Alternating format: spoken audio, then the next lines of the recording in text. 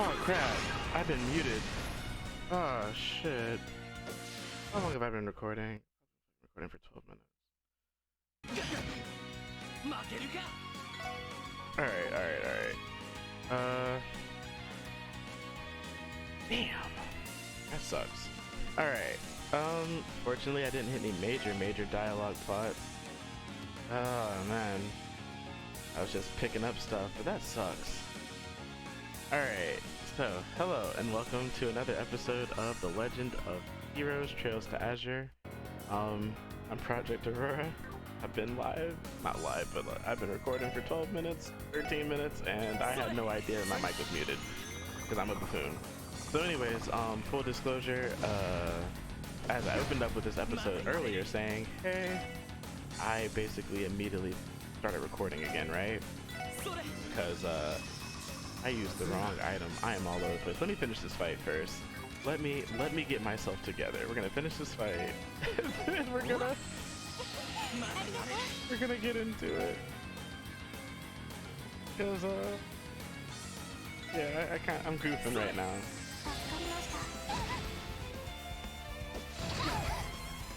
I can't believe this bastard's killed. All right. Nah.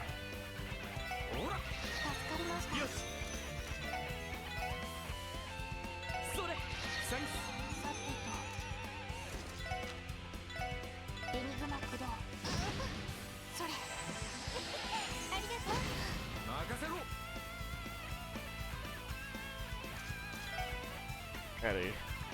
What's it called?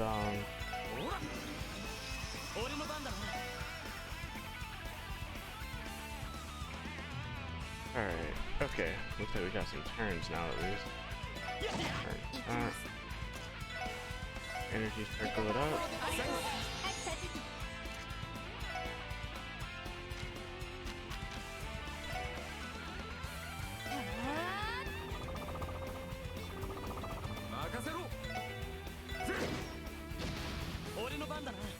This is an annoying ass fight.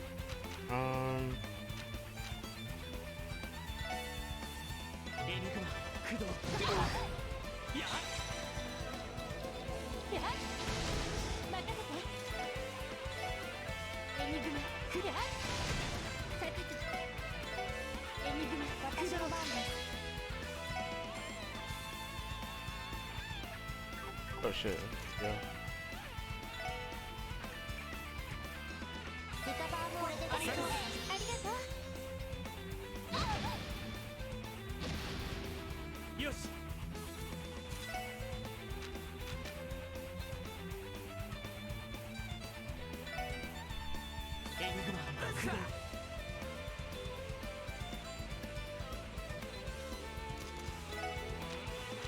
Alright.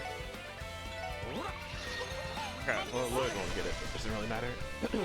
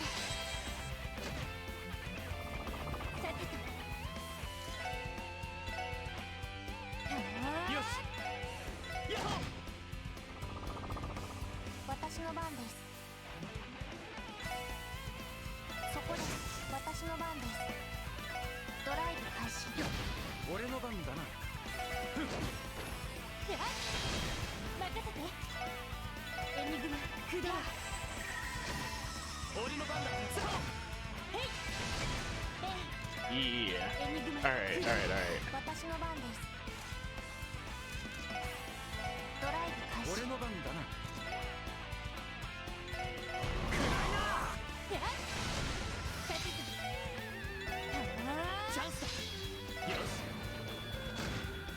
Got him. There we go. That was an annoying fight. Alright. So now restraint.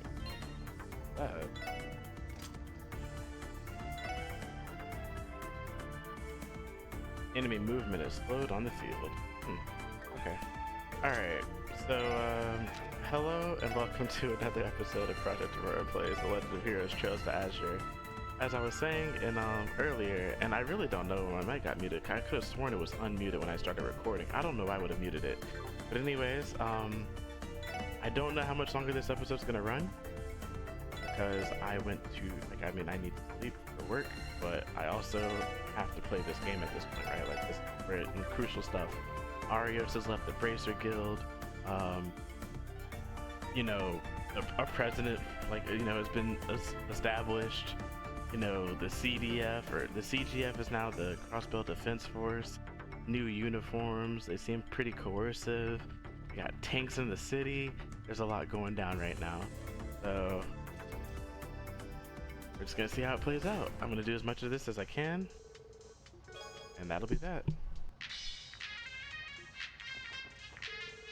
Click clack, click click clack. Damn it, this isn't gonna work either. What if I try this key? Actually getting into it. What are you doing, Jonah? Huh? Oh, it's you guys. I'm looking into something that's been bugging me for a while. Thought I'd run a little analysis. I guess I got a bit too into it. This one's been a doozy. Consider yourself lucky you get to see the great genius Jonah Sacred do what he does best. Sure, whatever you say. Hey Jonah, did you catch the speech earlier? Hey, you mean the thing about Kron making himself president? I mean, yeah, I managed to tune in using the terminal. Honestly, I don't care one way or the other. Anyway, if you guys are done here, can you beat it already? I'm kind of in the middle of something. You tried. Dude doesn't care about anything happening in the real world as usual. Insolence is one of Jonah's many bad habits. He'll be punished later. Will he now? Well, I guess we've bothered him enough for one day. Let's come some other time.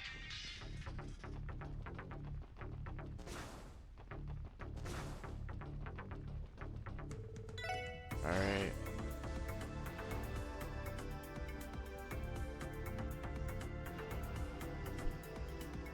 Not many quests to do. I think there's one hidden quest. And after that, it's time.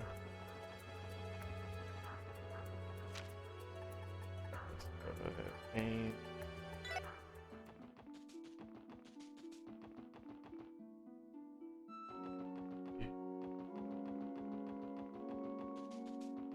I probably shouldn't stay up too much later.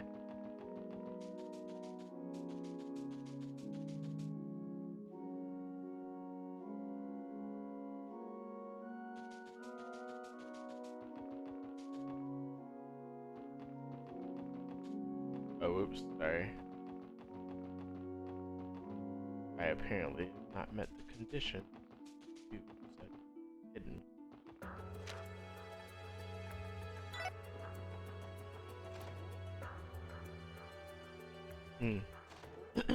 Pardon us.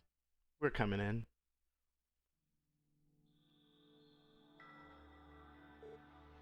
Oh, it's you. It's Lloyd and his team. Sheesh, you guys like you just saw the end of the world. Normally I'd tell you to mind your own damn business. I guess there's no denying it today. Why would Arios do this? I'm still in shock. Never once did I suspect he'd pull something like this. I guess the only real hint was that he was visiting Orca's tower more frequently lately. Right. I thought he was just going there to discuss the guild's position and everything that's happening. Instead, he was off agreeing to a crazy plan like this. Actually, that's what we came here to talk about. Is Ario still considered a member of the guild? No, he suddenly handed in his resignation last night along with his bracer badge. In typical Ario's fashion, he finished up all of his outstanding requests, then he gave us an outline for other ways to help with the city's restoration efforts. As prepared as ever. Arios did always seem to be a methodical man. Still, his resignation is a huge problem for us. Not only are we without our ace, he's now the Secretary of Defense, the Commander-in-Chief of the newly formed Crossbow Defense Force. I'm frightened, thinking what Erebonia's response will likely be. There's also the matter of freezing international assets to consider. Right, Calvar's response will be no less frightening, I can assure you that. But it's not like I don't understand what Arios is feeling. Died? What's that supposed to mean? Crossbell and blood runs through my veins just like his.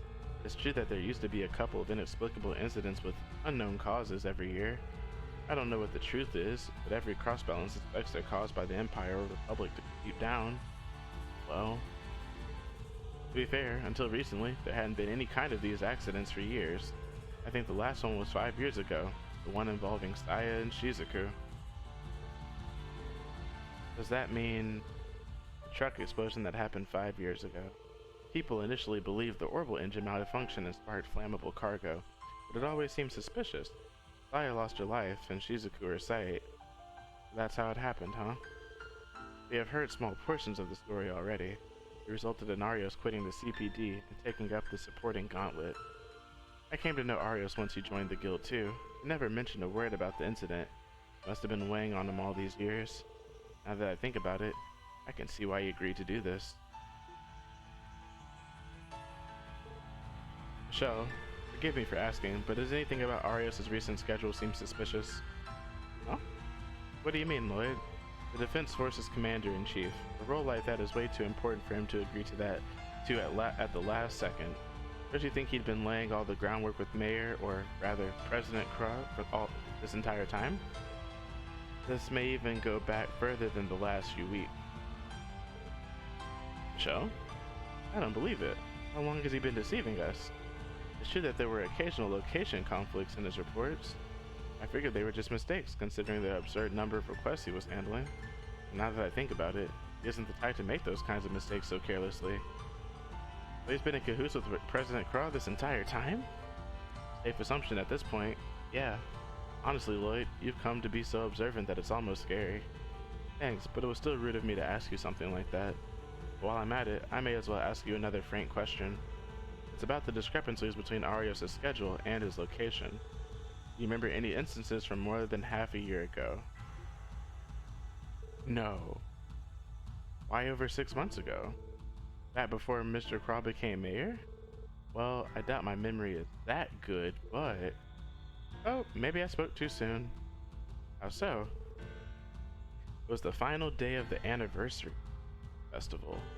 He was supposed to handle a request in Remiferia, but he suddenly canceled at the last second and didn't report why. He did. Once I eventually realized it, I pressed him on it, but he said that he'd been busy and couldn't do the request. Why do you ask? Do you think it's related?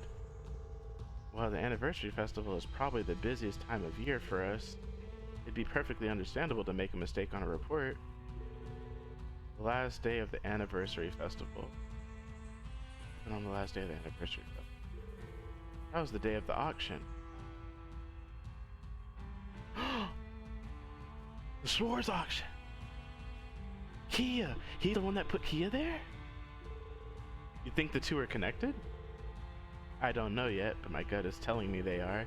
We've been so busy that we've let too many fine details pass by. Sorry, I have to take this. Crossbell Police Department Special Support Huh? Don't you mean Crossbell Defense Force? Special Support Section? This voice. Hahaha, who knows who the mystery man behind the phone is? I'll give you a cool present if you guess it correctly. I've had enough of your pointless shenanigans. What are you doing back in Crossbell? Maybe I'm not as popular as I thought I was.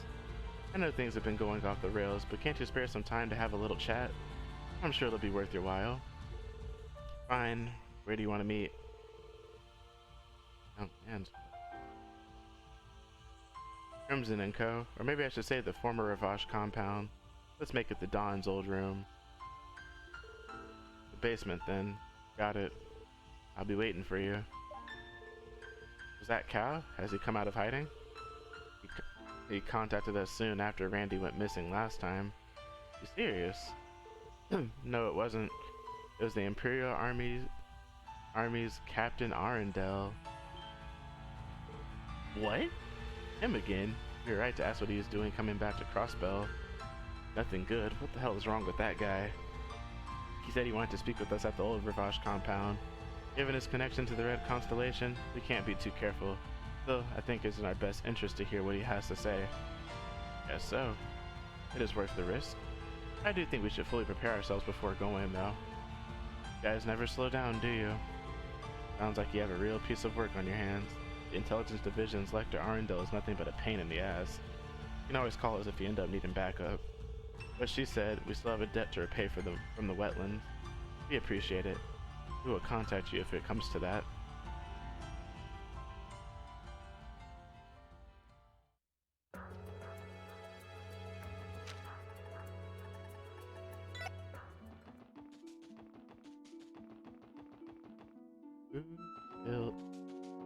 Oh man. At first I thought he was trying to imply that Arios had killed his brother, and I was about to be like, oh, there you are. Nielsen. Yeah, is that you, Lloyd? This is the grave of Lloyd's older brother. You were here to visit him, weren't you? That's correct. There was something I wanted to talk to Guy about. You wanted to talk to my brother? Yes, I wanted to tell him about the raid, the Declaration of Independence, and President Cross' speech. I wanted Guy to know the feelings in people's hearts and the direction his home is headed. That's why I've been pondering the darkness of the past. Darkness of the past? Do you mean... Yes, I do. I'm referring to the murder of your older brother, Detective Guy Bannings. Excuse me? Guy's death? Where's this coming from? Why now? No, wait. It relates to what's happening in Crossbell right now, doesn't it? What exactly is it you know, Nielsen? Lloyd, Special Support Section. If you wouldn't mind, I'd like for us to go to somewhere else and have you reviewed that case for me. How does that sound? Oh yeah. Alright, if you're willing to, then so are we. Thank you for your cooperation. It just so happens I have the perfect place in mind. Let's head back to the city.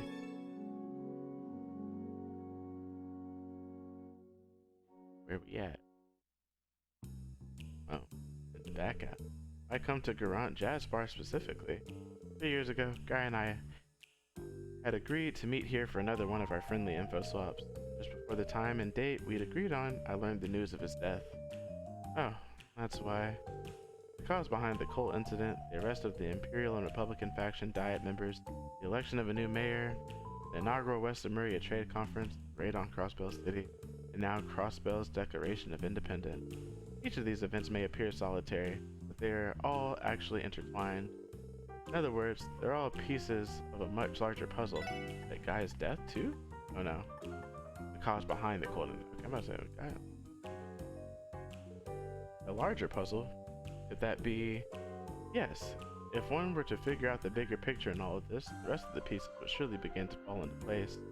By doing so, I believe we'll be able to shed new light on the murder of Guy Banning. That is why I proposed this case review. However, I know this could be difficult for you, Lloyd. No, I'm alright. Lloyd? Are you sure, Lloyd? Don't forget timing exactly on our side today. We should get this show on the road, yeah?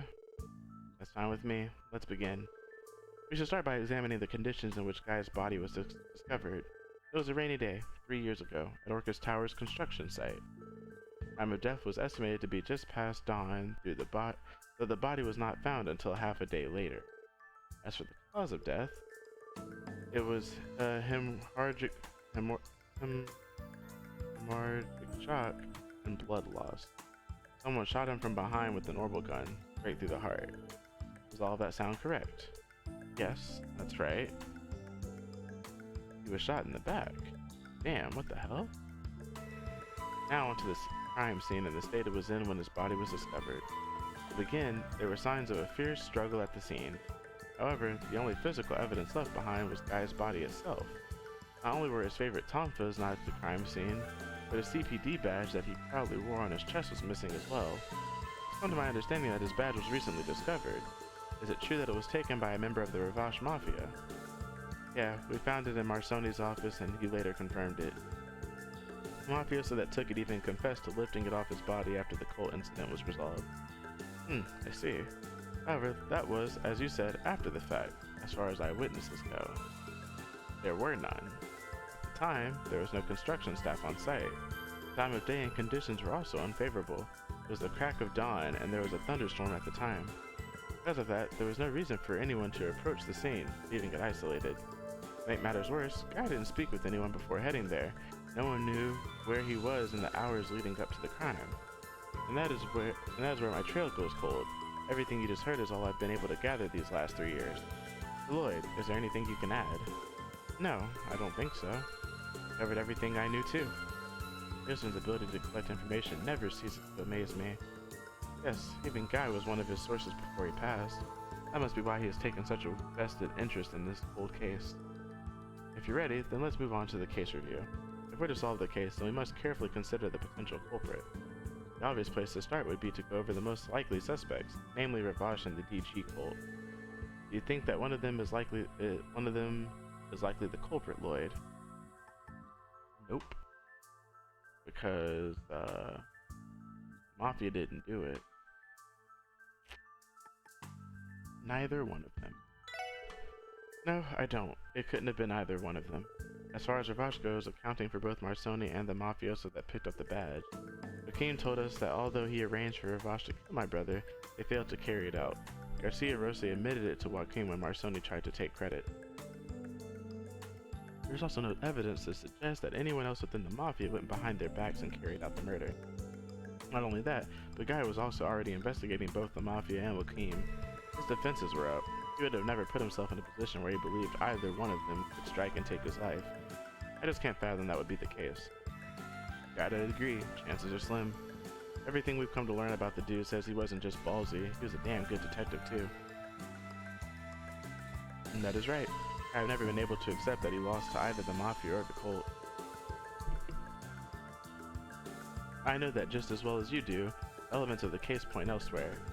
I thought for years that either being the culprit simply didn't add up. Now that the cult incident has been resolved, I say the odds of either are 0. Let's move down the list. What of the possibility that he was assassinated by someone from one of the two major powers? We should also consider Imperial and Republican faction Diet members, high-ranking government officials, and intelligence officers that have close ties with them.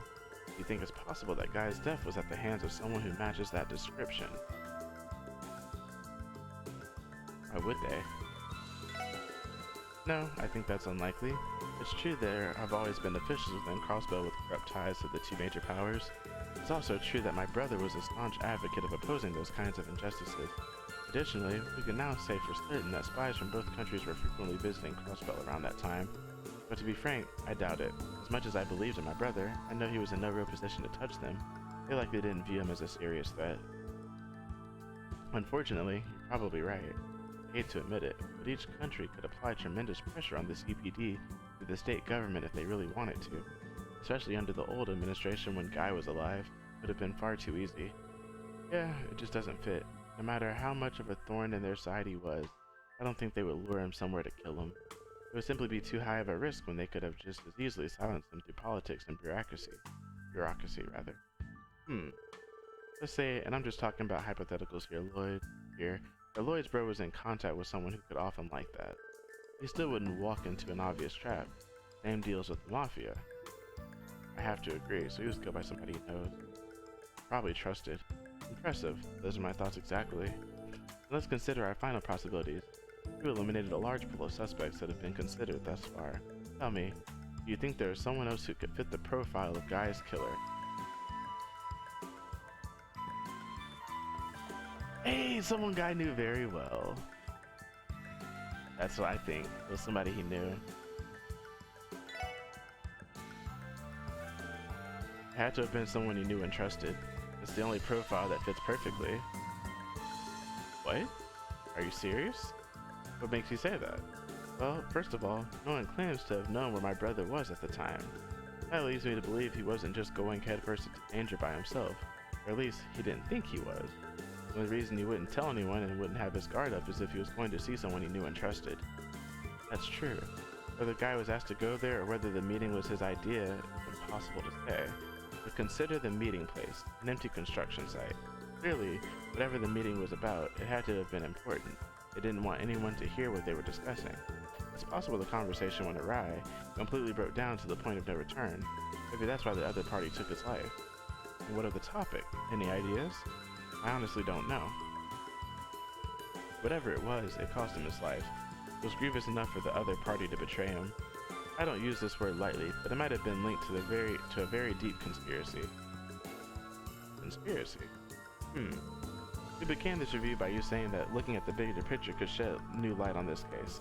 At that moment, I feel like I realized something important. Did you now? I can't get past the possibility that my brother was investigating some kind of conspiracy. I don't know what it involved. It could have been about the DG cult, the Mafia, or the Empire, and the Republic. Maybe it was something else entirely. Whatever it was, the culprit couldn't allow Guy to interfere, and chances are that conspiracy is still alive and well to this day. Doesn't that sound like the most logical explanation? Something else entirely. And it could even be an ongoing conspiracy. The killer is still at large, after all. I can't help but be drawn to that conclusion, given that the fact that the culprit is still out there must mean that whatever they were deep enough in to kill Guy over is not settled yet. Nielsen? Sorry, was that too far-fetched? No, not at all. I think your reasoning is perfectly sound. Let me ask you this, Lloyd. As we were reviewing this case, did anyone in particular come to mind? Your theory is someone close to Guy killed him at the construction site 3 years ago. Does that mean you have someone you suspect?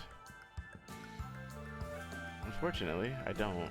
Even if we narrow it down to those my brother knew personally, that's still a lot of people. To his credit, Guy was popular. There also are two other key details. When it happened, he had his back turned, and whoever it was took his tonfas with him.